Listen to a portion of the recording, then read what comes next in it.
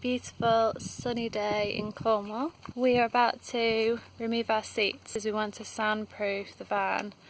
It's really noisy when we're driving. Yeah, we're doing a bit of sound deadening. Yeah, one of the biggest problems last time when we went away was how loud it was when we were driving. It's not really a problem though, it's just it makes it more comfortable for travelling. Well, it was a problem, wasn't it? It was difficult to speak to each other, it was so loud. Yeah, it's extremely loud. Anyone that's got an old LDV or banana engine, smiley engine, they know what we're talking about. So what we're going to do is strip out all of the rubber carpet, see what we're left with. Most likely we're going to use bitumen, matting or tape to seal any joins that might be vibrating. And then on the back here, really all that exists between the outside world and us is that ply, which is ridiculous. So obviously a lot of the noise resonates inside. There is metal behind this as well, but at some bits, yeah. And then the back is like a big drum basically, so all the sound from the front goes straight in the back and echoes round and comes back to us. So we're going to be making some sort of door or blockage with some foam, I think. So that's going to be the most absorbent, economic material we're going to be able to use there. Step one though is going to be to take these seats out so we can get at the floor in here, and then remove the sort of rubbery floor or whatever it is at the moment, and underneath put some bitumen or mass loaded vinyl or something. It's highly likely that when we remove the rubber matting there's going to be some rust holes that we also have to treat, so we'll be doing that before we get round to any soundproofing. We've got the first seat out. This is the one that we put in ourselves, the single passenger seat. There's just a few nuts and bolts holding that in, and a couple of spacers to make it the right height that it needed to be. Taking that out now, we're going to take the driver's seat out. So we're onto the driver's seat now. We knew this one would be a lot more difficult because we've never removed it before. As you can see, both seats now removed. So this entire floor will be layered with soundproofing or deadening materials. We're just trying to take this padded carpet stuff out now.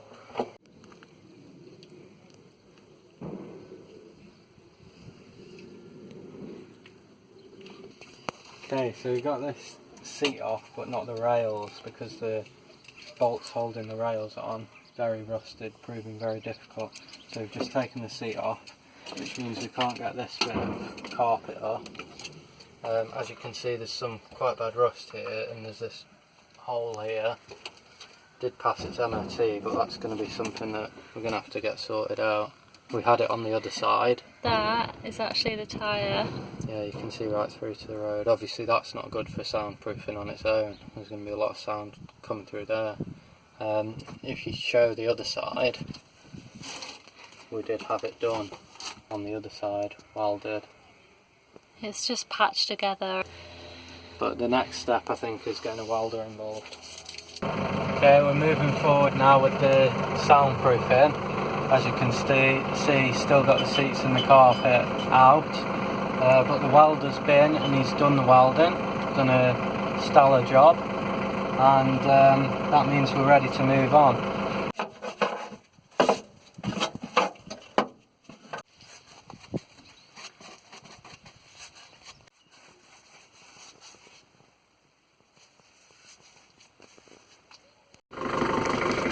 Okay, so we're about to undertake part 2 of the soundproofing,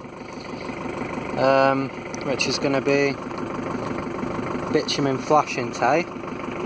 Come closer, come closer. It's like a drum, a bass drum. So you're going to need the hammer for hitting, you're going to need flashing tape, which is often used for applications such as this, which is stopping leaks on the edge of roofs and stuff like that. We have used it on our van roof, but in this instance we're using it to add a bit more rigidity to the floor, hopefully.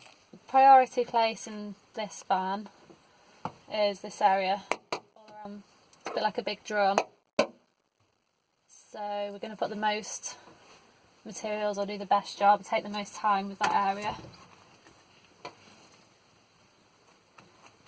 So it's really easy to just cut with. Take the sticky off the back and let's see how well it fits this area.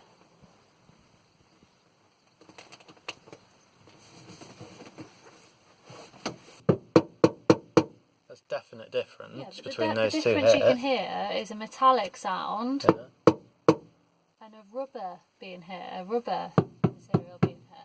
Of course, but what? So we've got a flashing band down the gearbox area, which was the sort of priority area.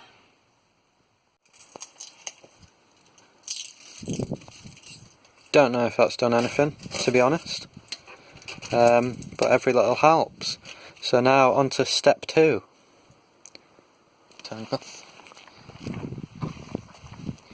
So how would you describe that, Heather?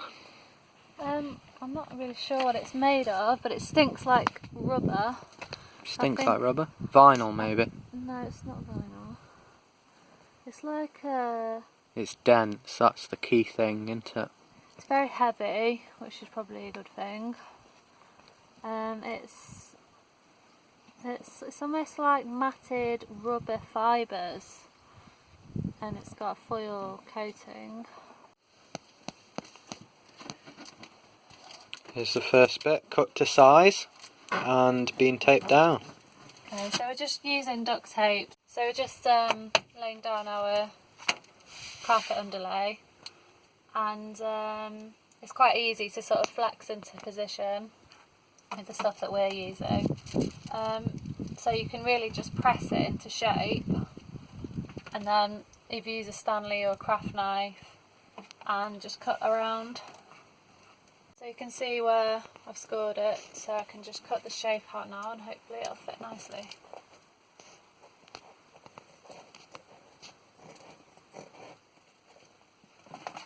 So yeah, that's nice.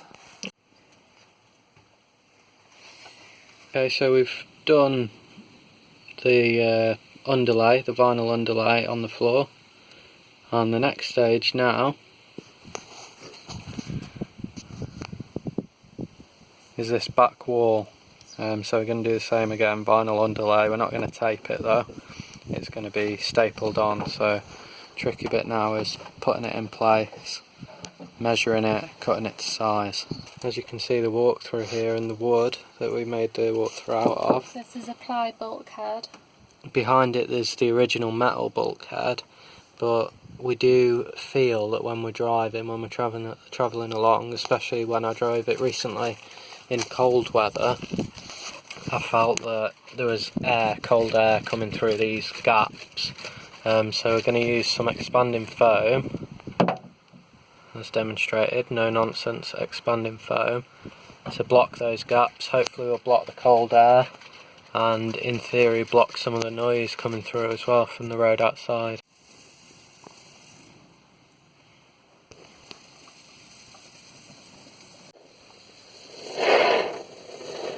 Keep them. Come on. So we've finished with the underlay now. Floor's done. We've put the matting back in. It's a bit worse for wear, but once we've got the seats in, you shouldn't see. So before we staple the underlay up, we just cut away some of the foam that was protruding a bit too much. So next, we're going to staple this across the whole bulkhead.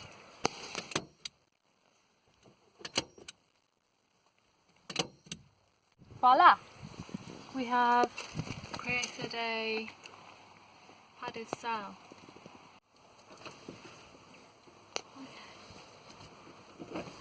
When we cut the walkthrough, we've got this raggy edge, so we're just sort of pushing it in a bit, which you can see we've done down here. So as you can see, tucked in around the edges and attached to the roof of the cab with staples and expanding foam.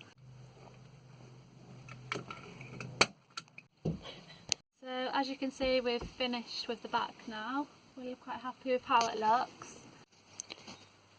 As you can see, we've got our seats back in, the throw on and neat. Okay, so the last addition we did to the soundproofing, this curtain here, it's thick sort of curtain material on both sides, and inside is an old duvet that's cut to size.